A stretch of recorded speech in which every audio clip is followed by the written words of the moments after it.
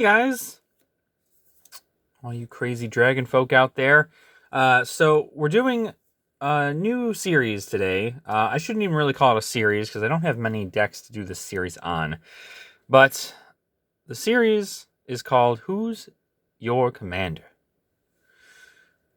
And in this series, we do deck profiles on commander decks. So without further ado, I'm going to introduce my main commander deck only because one, I don't have a lot of money. And two, it's honestly very fun. It's the Voltron deck that I'm sure all of you know and love and are very aware of. And for those of you who are just joining who don't know anything about Commander, the term Voltron means that your whole point of your deck is to use your Commander to deal damage to your opponent. Because in Commander, I can go over the rules, I guess, real quick, but in Commander, we'll have a different whole video of me playing Commander, but essentially,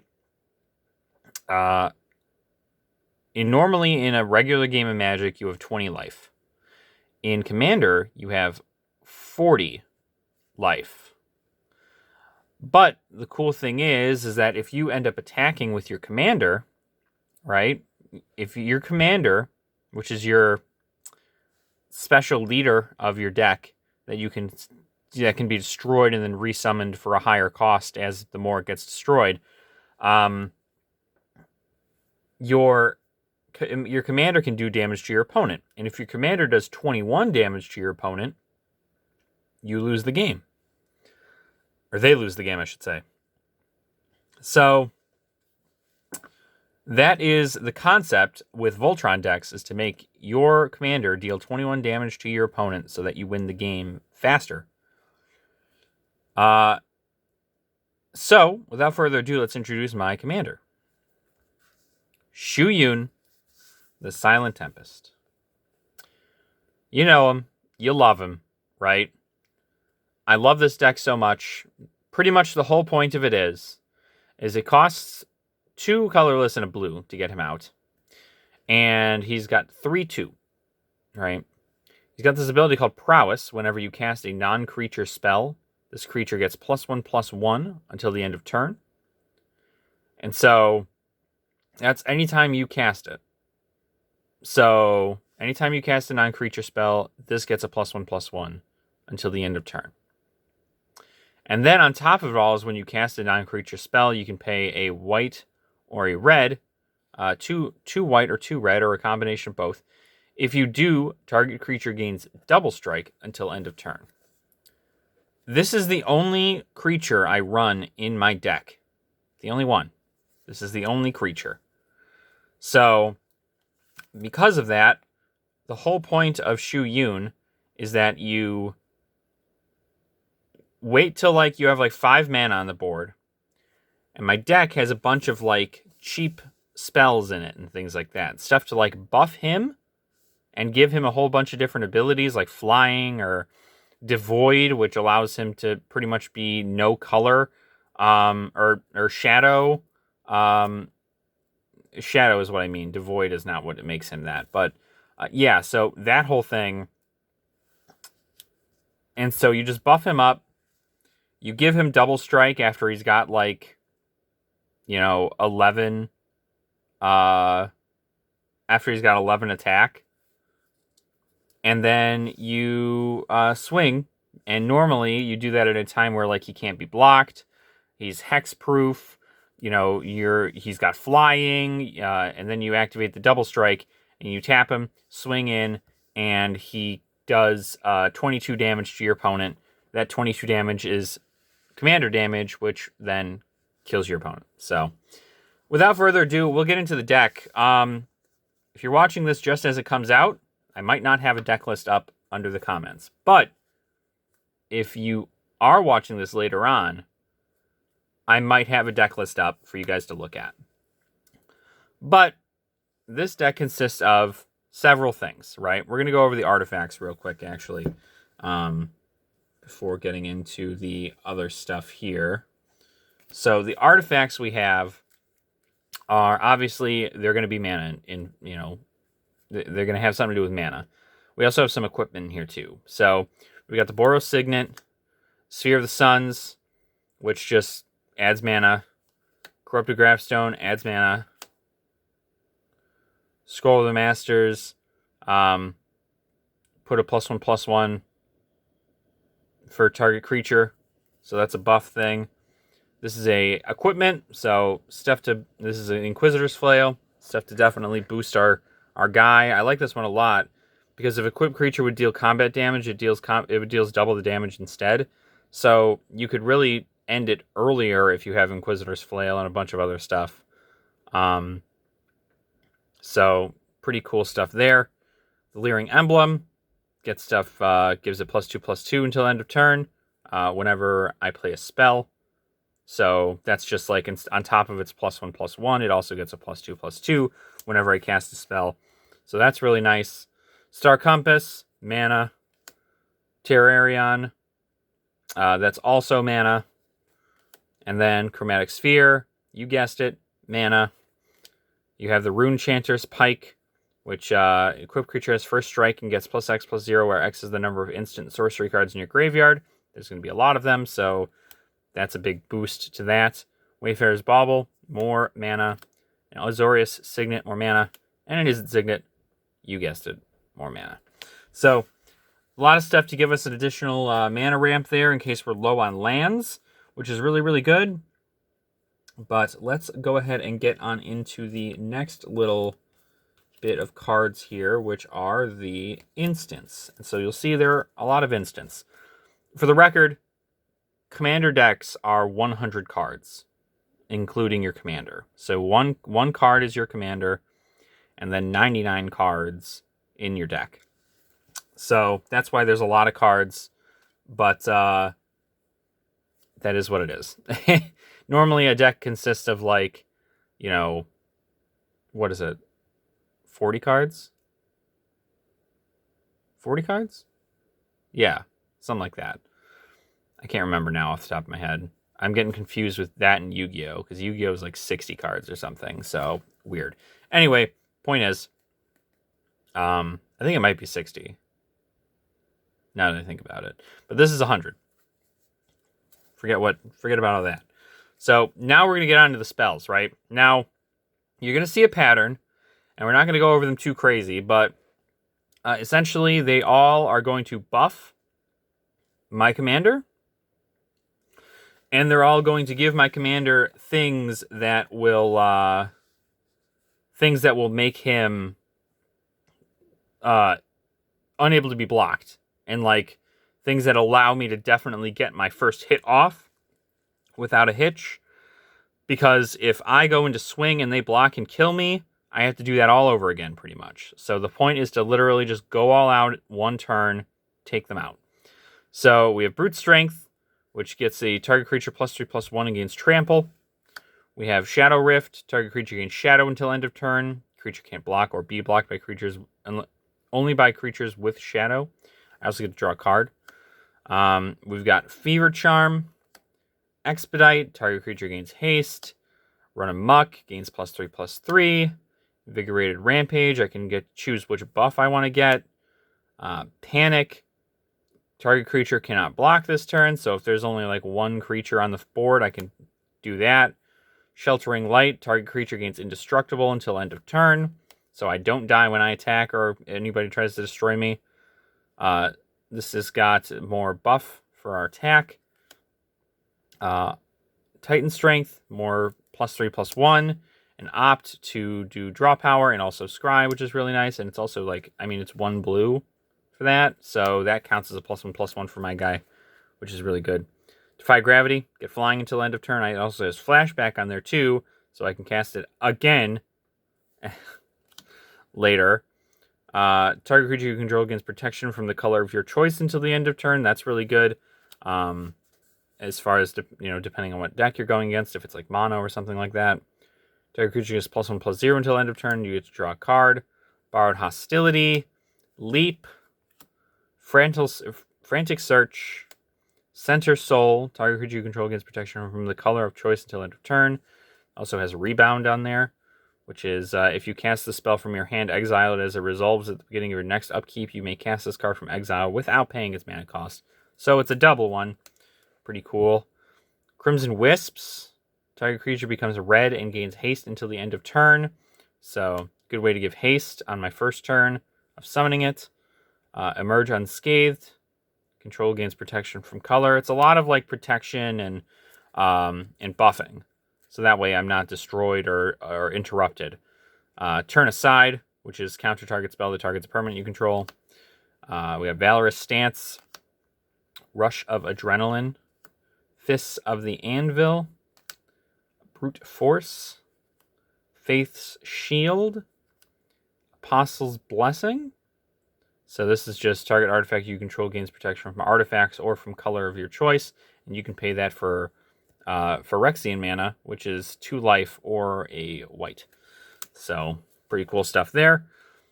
Then you have the Niveus Wisps, a Shelter, a lot of protections here. And Johnny's Presence, a Artful Maneuver, a Intervene, counter target spell that targets a creature, and Built to Smash. Target creature gets +3/+3 until end of turn. If it's an artifact creature, it gains trample until end of turn.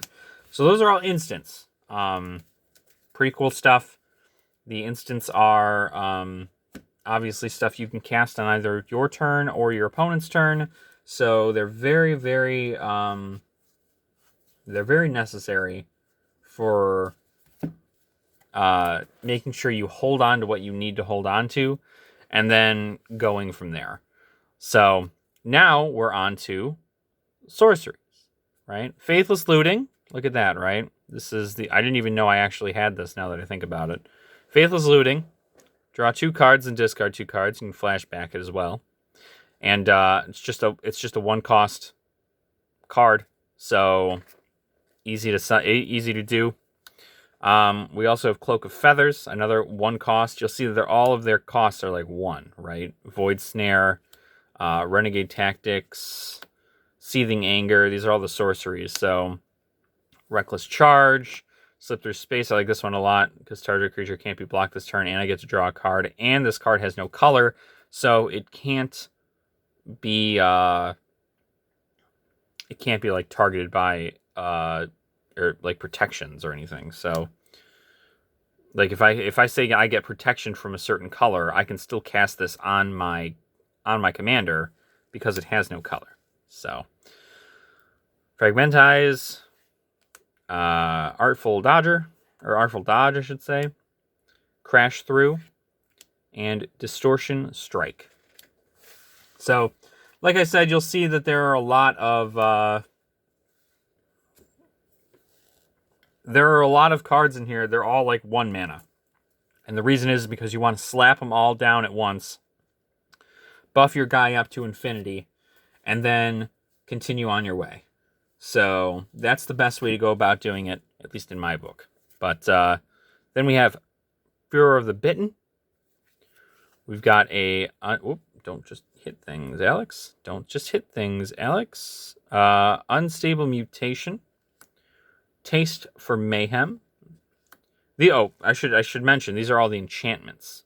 So all of these you put onto either your creature, or you can put them onto an opponent's creature, depending on their thing. So this one will do like, enchanted creature attack. If enchanted creature is attacking, it's +3/+0. The Cartouche of Knowledge is really good because it +1/+1 and flying. And when it enters the battlefield, you get to draw a card. Consuming Fervor, +3/+3 at the beginning of your upkeep with -1/- counter on this creature. So you're just going to want to use this, right? You're going to want to use this to enchant your creature.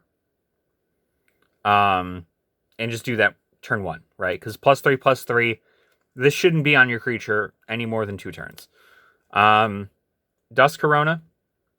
Enchanted creature has +2/+0 and can't be blocked by creatures with flying. And then Aqueous Form. Enchanted creature can't be blocked. Whenever enchanted creature attacks, scry 1. And then you have Mob Mentality, which is my creature has trample, and if all non-wall creatures you control attack, enchanted creature gets +X, pretty much, +0 till the end of turn, where X is equal to the number of attacking creatures. So, those are the enchantments. You're going to usually put those on your creatures, on your creature, at least in my situation. So, and there are many different forms of this deck, I believe, out there, but I definitely enjoy the build that I have right now.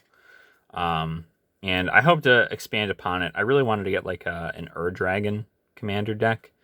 But that's a long ways away. It's a lot of dragons I gotta get. So now on to the lands. These are the special lands, dual lands, evolving wilds, so on and so forth.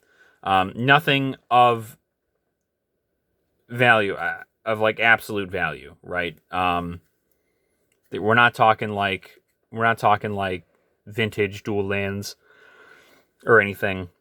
It's just like guild gates usually. So we have the Azorius Guild Gate, which gets us blue or white. A Sedgery Refuge, which gets us blue or white, and I also gain a life when it enters the battlefield.